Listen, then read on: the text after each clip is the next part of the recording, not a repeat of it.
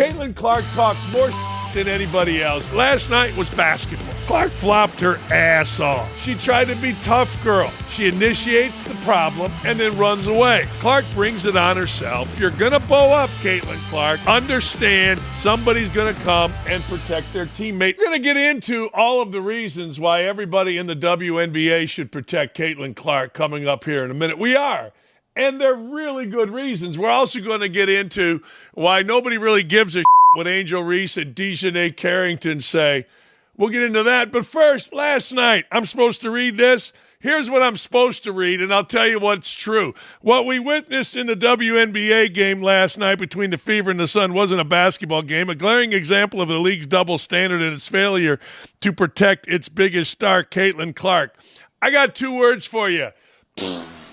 That's Caitlin Clark talks more than anybody else. Caitlin Clark whines and moans. I love Caitlin Clark, and it's part of the reason I like her. She got hit in the face yesterday. Big deal. You get hit in the face in basketball games. She bowed up. She tried to be tough girl. And then another girl on the other team, I'll get into the names in a minute, another girl on another team gave her a little shot. There is no elite athlete in the world that would have fallen down from the little shot that Caitlin Clark got from Marina Mabrey. Not even one. She's a flopper. And I don't blame Mabrey, I don't blame Sheldon, and I don't blame Clark. Clark got hit in the face. You see the end result. She got hit in the face. Girl was playing great defense on her too, Sheldon. She gets hit in the face. All right, you got hit in the face. But Caitlin didn't like it. And I don't blame her either. You're frustrated when you get hit in the face. She tries to bow up on Sheldon. And unlike the women of the Fever, guess what? The women of the Sun came to their players' defense. And a girl named Marina Mabrey gave her a little shot. Not a great shot. Not even a shot that would knock my fat ass over. And I'm like a weeble. But anyway, gave her a little shot, and Caitlin did this. She went flopping. And next thing you know, after she went flopping, she did what Caitlin Clark does. She initiates the problem and then runs away. That's what she does. She did it 3 or 4 times in the game. And then after the game, she tells everybody how, well, you know, she's an entertainer. It's all Look, it's great for ratings. Later on, Sophie Cunningham, the hottest woman in the WNBA, who we're glad to see play because normally she's doing Instagrams or walking in with barely any clothes on. She is the Livy Dunn of the WNBA. Take off all my clothes, put my finger in my mouth, and dance around. But she actually played last night. She's a good player. I actually think Sophie Cunningham did not come to the Fever to play on a basketball team. I think she came on the Fever to enhance her brand. Well, her brand got enhanced last night because she got hit by this Sheldon girl who apparently was being a pain in the ass the entire night. And guess what? Sophie Cunningham at the end of the game knocked her on her ass and got ejected. All right. I ain't mad about it. Clark has been lighting up the league. She came back. She had a great first half the other night. She's also bringing record viewership. But and I'll get to that in a minute, but let me ask you a question. And this is something that I'm starting to figure out. I'm out there playing. I'm guarding her ass. Why do I care about record viewership? I'm competing, and that's what I thought this young lady Sheldon was doing. I did. I thought Sheldon was competing her ass off. I thought she was guarding hard. I mean, what does Caitlin Clark want to do? They're going to show her 3 or 4 jump shots from 25 feet. It's what they're going to do. They should wrap Caitlin Clark in Teflon if she's going to fight and run away. But anyway, the referees are under no obligation to step in and protect Clark. Clark flopped. Then the player stepped in and protected him. Look, Mabrey wasn't involved in the initial action. This is kind of the thing. You see it right here, Shelton against Clark. But Mabrey did what good teammates do, gave her a little shot. Should Mabrey have been thrown out? I don't know. In the world of the NBA, they act soft. Everybody that goes down the lane and gets hit, it's a 10-minute review and a flagrant foul. But the truth of the matter is Clark flopped. Clark flopped her ass off.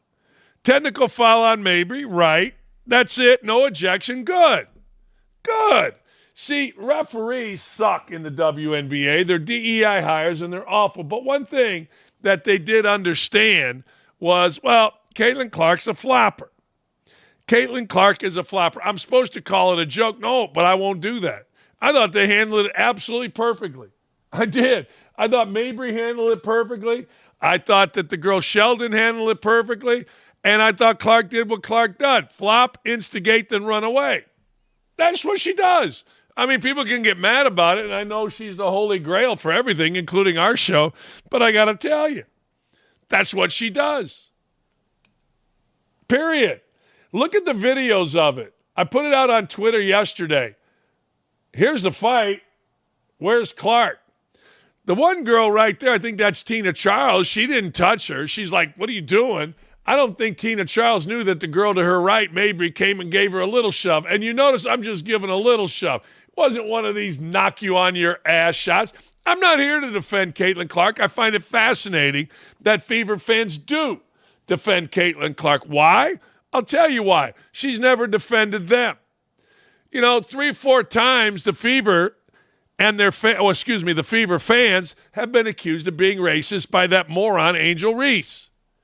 And the Fever and Caitlin Clark have never taken up for their fans. Now, she'll, Caitlin Clark, do that bullshit stuff, like after the game, talk about how great fans are. She'll do that. She'll talk about how she's a showman.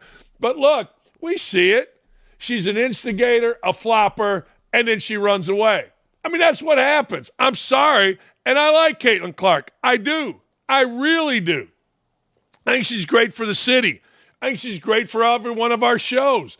I think she's fantastic. But I owe it to you to cut through the bullshit. I do.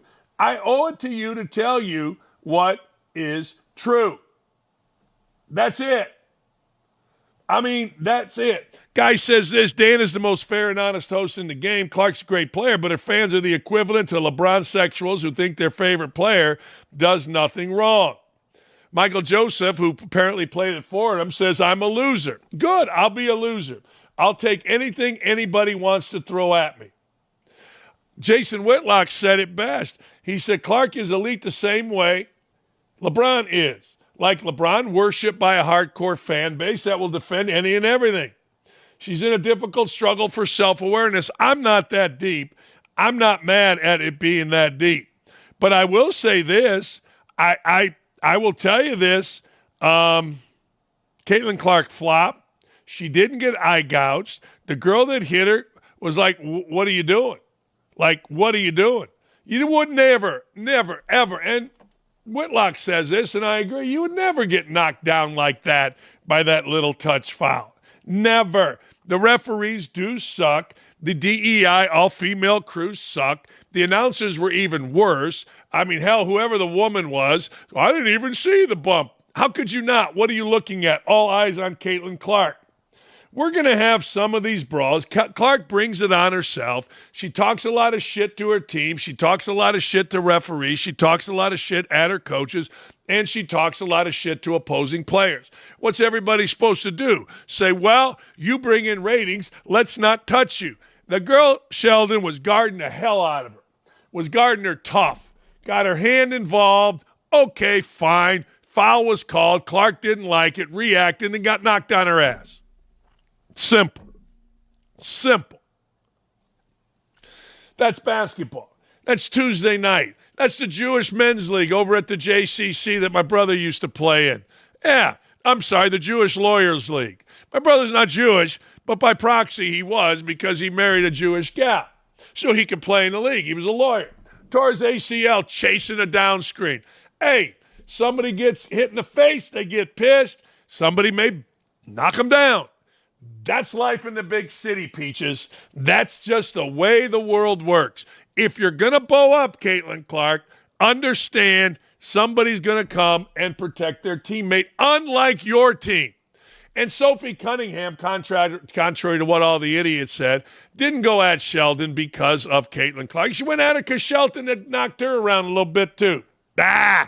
Much ado about absolutely freaking nothing. Nada. Zip, zilch. And I'm not one of those hardcore guys. Like, I know that the angry black lesbians of the WNBA are so jealous and so crazy and so nuts. I do. Hell, Angel Reese slapped a girl last night. We see it. They're insane. But hey, this wasn't that last night. This wasn't that at all. Now, in terms of Caitlin Clark's impact, of course, the Fever's victory over the Liberty's first loss Sunday, delivered the third most watched WNBA game on ABC ever. Yay! 2.2 million viewers, 2.8 at its peak. Yay!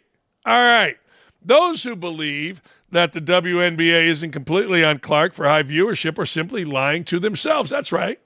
That's right. At this point, there's enough data to conclude that Clark is the main driver of the increased popularity, and it's not particularly close. It's not.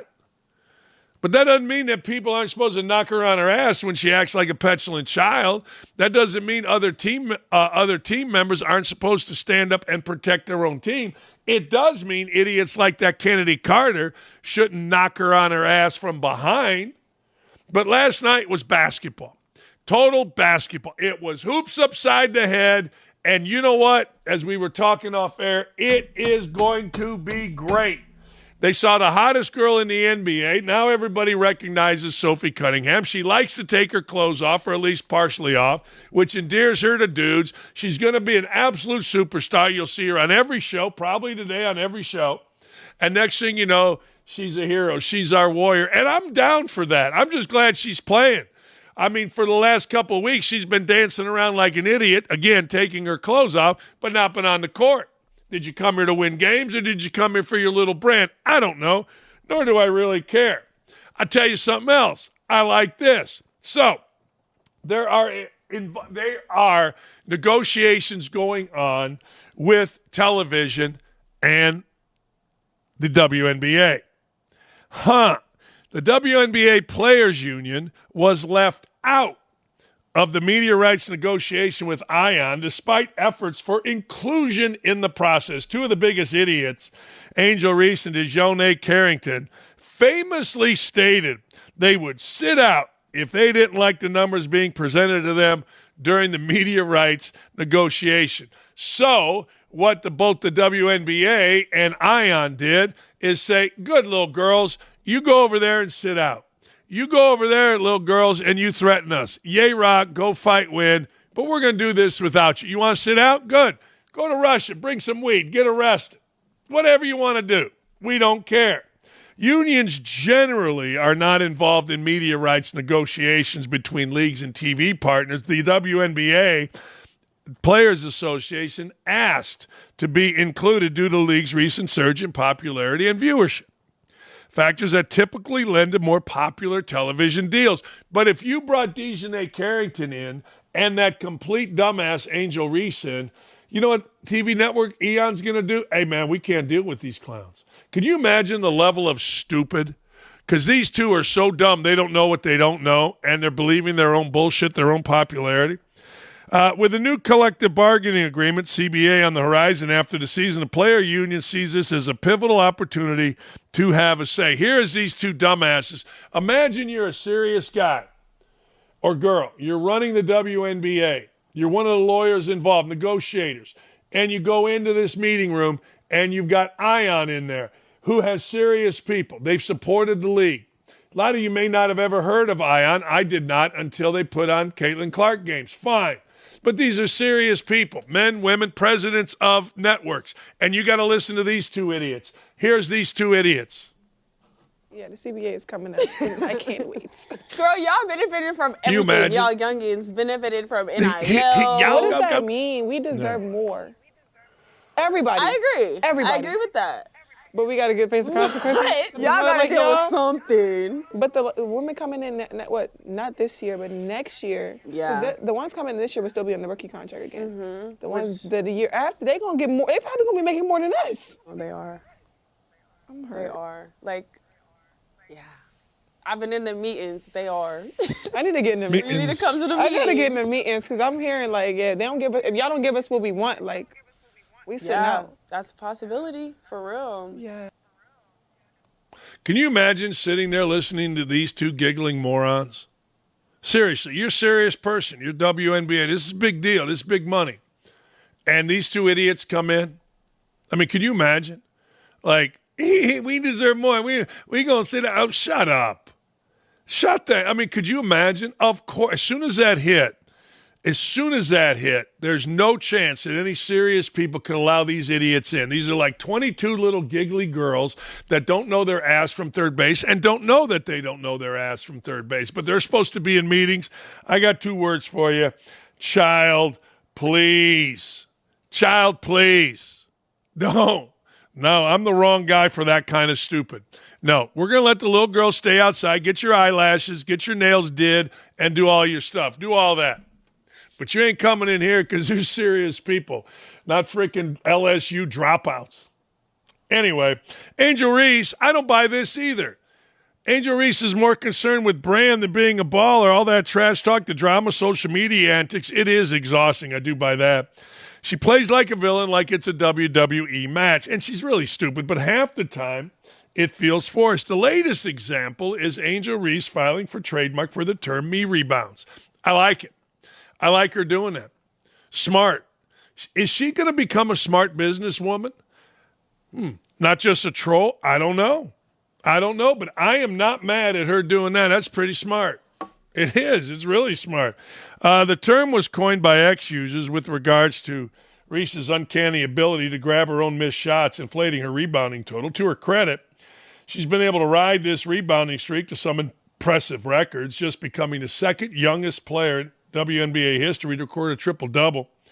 She had 11.13 rebound, 11 assist performance against the Sun on Sunday. She filed for a trademark for MEBOUNDS, proving she is either breathtakingly unaware as a person or has learned to truly lean into her villain era as a bad girl in the WNBA. Look, I think she's just trying to make some money. I saw where she said, that's $100,000, baby. All right, maybe it is. I don't know. But she's got a following. She knows she's got a following. She's no different than Sophie Cunningham. I'd say the same thing about Sophie Cunningham, the pretty little blonde girl. You know, it isn't about black or white. It's about, okay, brand. Brand isn't simply just exclusively to athletes. Brand is everywhere. I mean, go to any beach and you'll see some little girl take her shirt off, set her little camera, run into the water, show her ass, take a picture. You'll see guys on the beach lifting weights. Take my picture. You'll see it everywhere. Brand is a part of the world that we live in. So I don't begrudge Angel Reese at all. In fact, it might be the smartest thing she's ever done. I think it is. Look, I don't know what she's going to do with it. Maybe she puts it on a shirt. I don't know. But, hey, if it is going to be said about you, you might as well lean into it. You might as well brand it. You might as well take it over as your own. That way you can control it. No, man, it's pretty smart. It is. Tell you what else is smart. The best thing that has come out of Angel Reese being in the WNBA is the Stadium Live guys betting. The Stadium Live guys betting on Angel Reese to make or miss her first shot of each game. They bet her to miss. They bet her to miss every time. But is Reese putting an end to all the fun? Here it is. Let's take a look.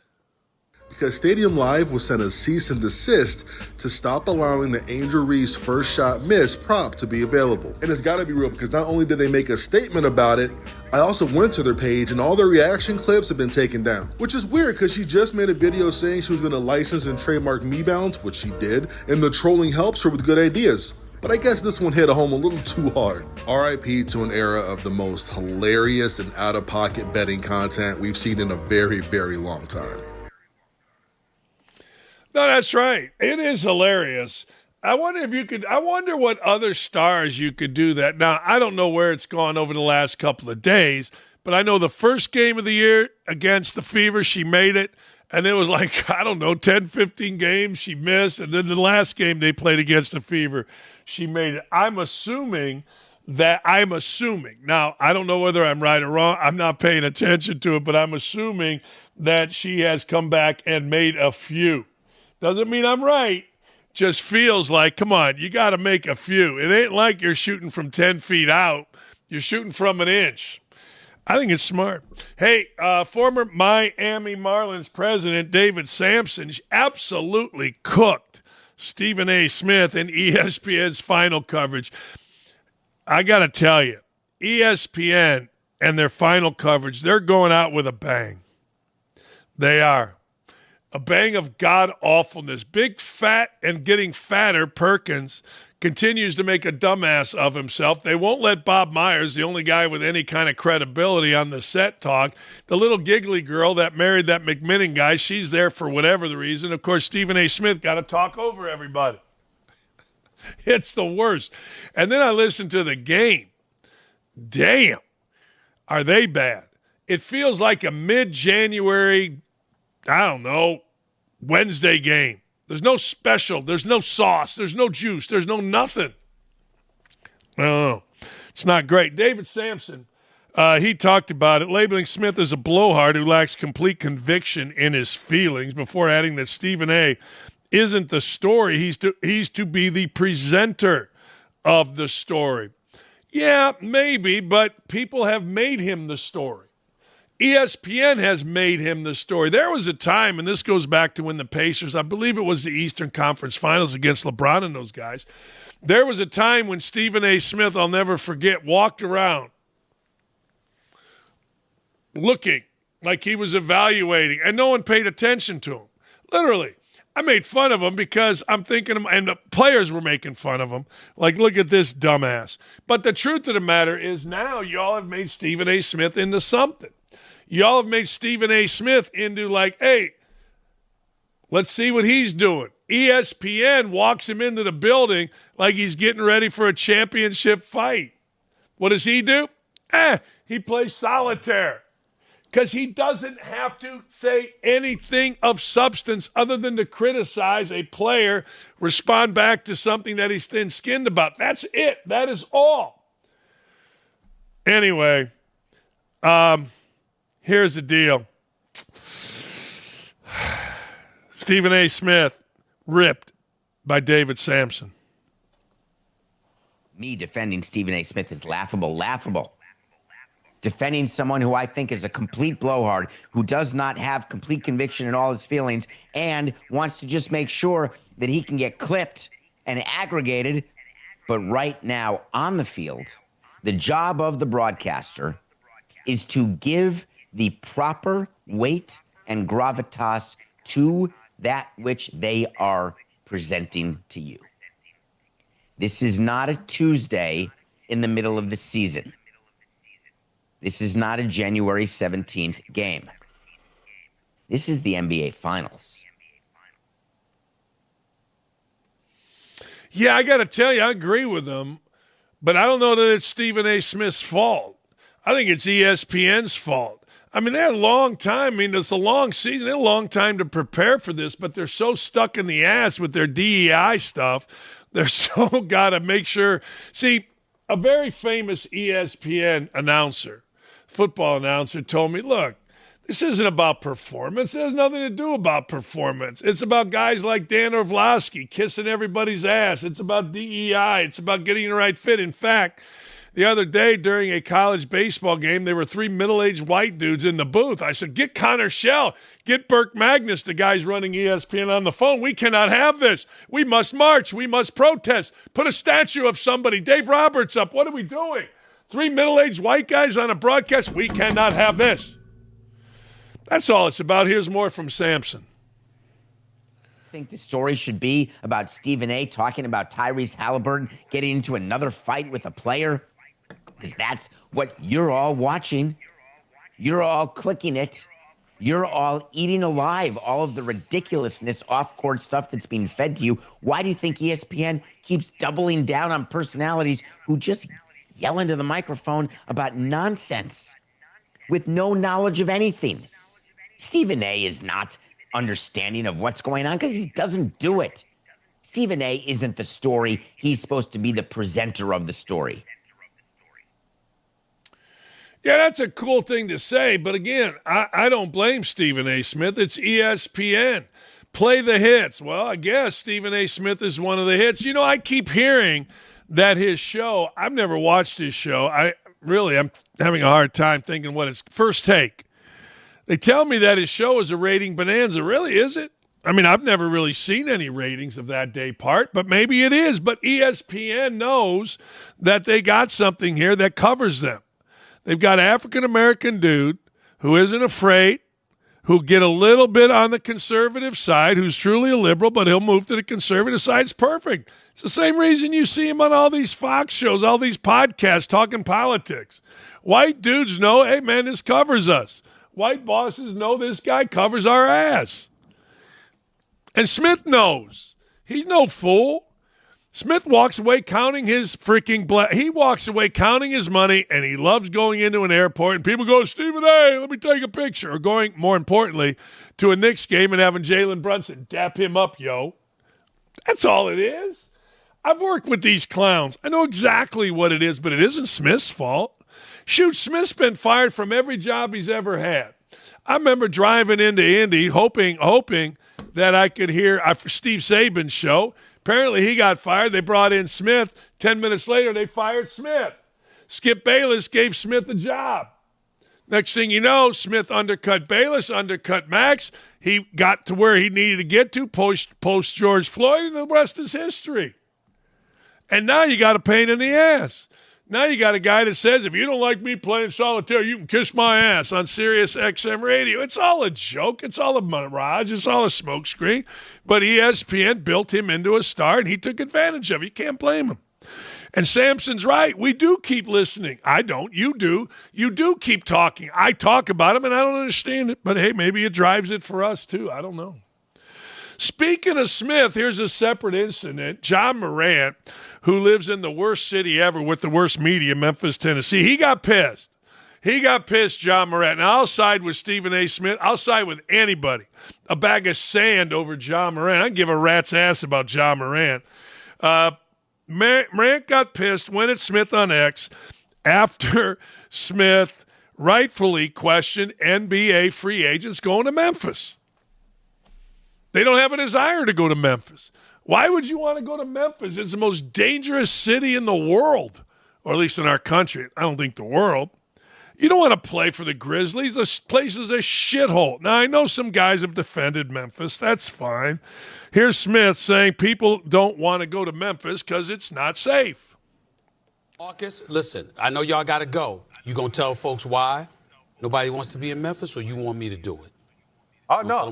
For a player like me, I just don't think that the league, like, for guys like me, I love to be in Memphis. I embrace it, but you got to identify those guys, right? And it's not that simple, especially a younger guy to identify that wants to be in Memphis. I want to hear you say, why you think the people in Memphis is a great sports town, great fans, great people.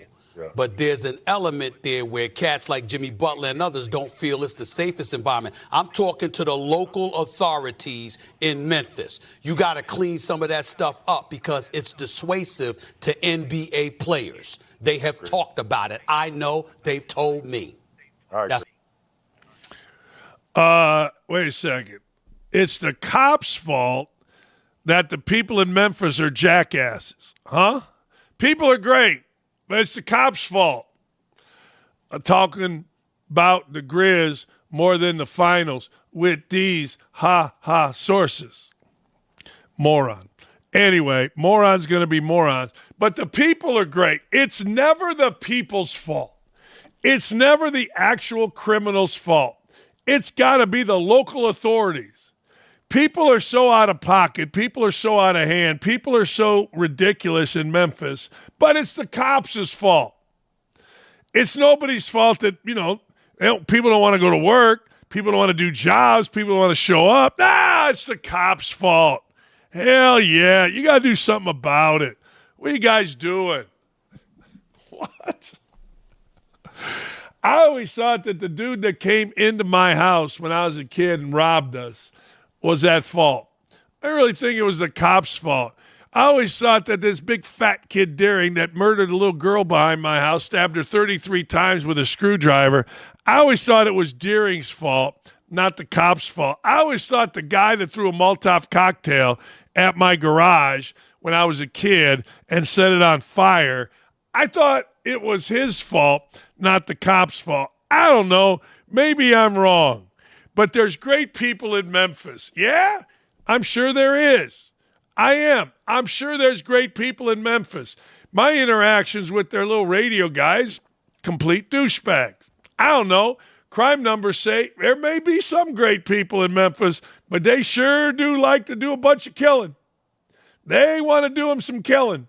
They want to do them some robbing. They want to do them some raping.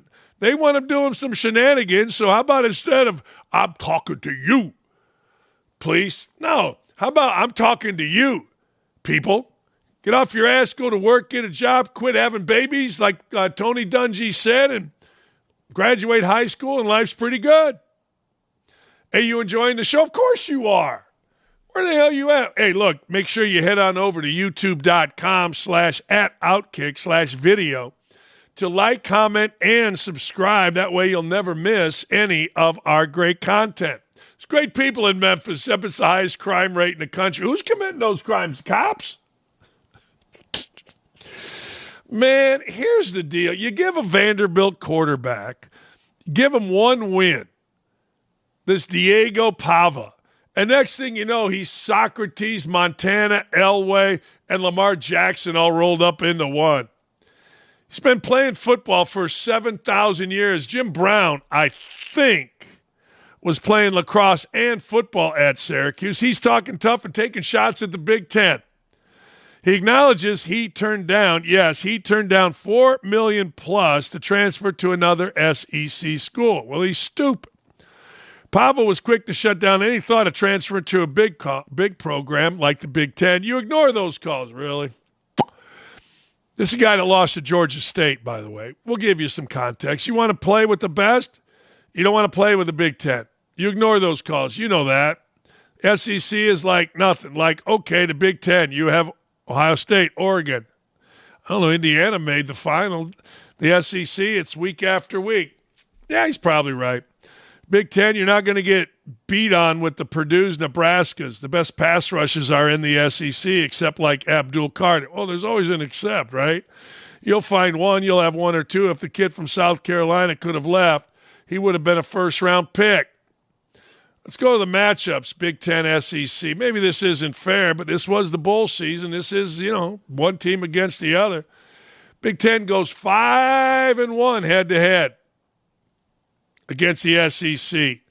The real Reelquist Bowl, Michigan over Alabama, 19-13. The same Alabama that made this Diego dude a star. Couldn't beat Michigan? Michigan sucked. Citrus Bowl, Illinois over South Carolina. I will not say anything bad about Shane Beamer. There is no Shane Beamer slander on this show. Music City Bowl, Missouri got Iowa. Good for them. Vegas Bowl, USC over A&M and their bazillions of dollars. Ohio State over Tennessee. Big in round one. I mean, that's the college football playoffs. What they do in the semifinal, round two? They doubled up on Texas. I don't know. Maybe the guy's got a point. Sure don't seem like it.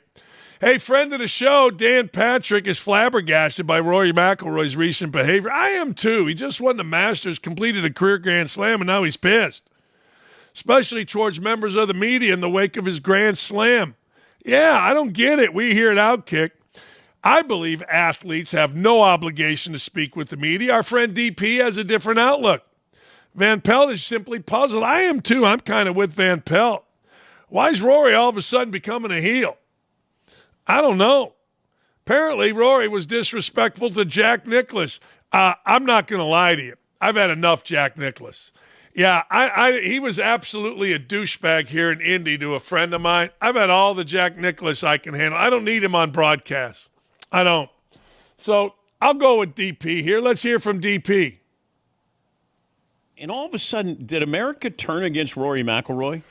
Like everybody wanted him to win the career Grand Slam. He wins at the Masters, and all of a sudden it's like, oh, Rory doesn't want to meet with the media. He's a baby. Oh, he's struggling. That happened quickly. It's like all of a sudden, let's pile on Rory. I still think he's such a good interview and he cares so much. I wish that he would meet with the media. I know it's tough to go in there and have somebody fillet you because you didn't play well. But look, you won the career Grand Slam. You're on scholarship. It just feels like there's a whole lot more going on with Rory McIlroy. Like he held on for dear life to win Masters. Dear life. It was painful to watch. And now you kind of thought, man, that's lifted. Go out and play. You know, you're a father. You're out there. Now it can be fun. People, you could pick up the baton and be the Phil Mickelson that Phil Mickelson should have been before he went to live. You can be that golf ambassador. Now it feels like DeChambeau wants to be that. It goes along with the territory. Okay? All of these athletes, I think you owe it to the public to speak to the media. How long you speak or what you say, that's up to you. But I do think that they support you. They're out there. They're fans of yours. They want to hear, good and bad. You know, everybody wins. They want to bring their kids to the press conference. When you lose, you don't want to be there. I understand that. Somebody even said, well, how would you feel if you were interviewed after you lost this sports Emmy? I go, I'd be fine. I have a bloodletting every Wednesday morning after the Tuesday sports Emmys.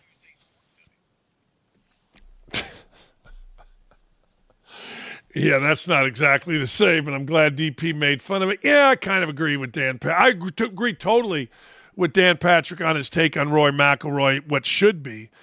I think I'm starting to agree with him. Fans go out there. Rory's a star. He's always been in front. Here's Scott Van Pelt. He's dumbfounded by McIlroy's behavior. I'm just baffled by what happened. Like, what's going on? Like, people are going to speculate about his life. I will not do that. The man's life's his own business. He mentioned after yesterday, like, I climbed my Everest and I'm trying to come down the mountain. And I get that. Like, I in my life haven't ever, nor will I ever have a monumental accomplishment such as that, like finishing off the career Grand Slam. I don't know what comes afterwards. You wonder, is it like, I don't have anything to chase. I don't have a hill to climb. But that doesn't, to me, explain just the fact that he seems, his resting posture seems pissed off at everyone. Yeah. And I just baffled by it because he is, I don't want to say past tense, like, to me, he is such a leader of a tour, has been incredibly accountable more than anybody. And maybe he just reached the point where he's like, you know what? I'm fucking done. I've done this forever, and now I feel like I've reached a point where I get to do whatever I want. Saying the quiet part out loud like that makes people go, oh, really? Well, that's an interesting way to frame it. It's just, he just seems like he's mad at everything and everybody. And that's the part I don't quite get. And, like, not for nothing, like, the whole live thing led to these elevated events, and then Jack has an elevated event, and he doesn't go and didn't call him. Like, after he sat down with him and they brainstormed how to win Augusta, it's like, you don't call Jack? At least that's the report I got. That's poor form is what that is. Yeah, I can't argue with that either. And again, I'm not going to speculate what's going on in a guy's life. I won't. Maybe, I don't know. But it is weird. It is very weird. A guy who's been out in front of so much, all of a sudden is like, not only, he's combative is what he is. And I don't get it. What are you going to do? Doesn't bother me much. I'll move it along, people. We'll move it along. Bruce Pearl is going to join us. Man, oh, man, there's a lot going on.